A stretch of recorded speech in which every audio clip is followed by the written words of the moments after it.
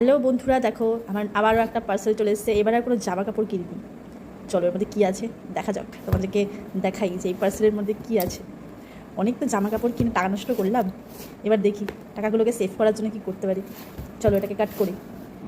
বুঝতে পারছো তোমরা এটা কি? এই যে কাট করে নিয়েছি।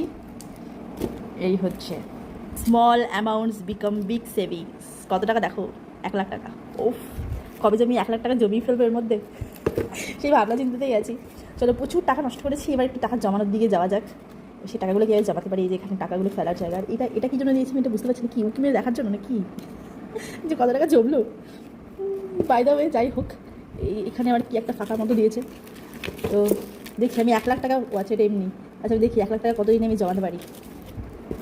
আর এখানে এরকমভাবে কাউন্টিং মতো করা রয়েছে, তুমি 500, 100, 500, 100 এরকম করে ফেলতে পারবে, 200, 500 এরকম অনেক আছে। তো চলো দেখা যাক কতটা সেভিংস আমি করতে পারি।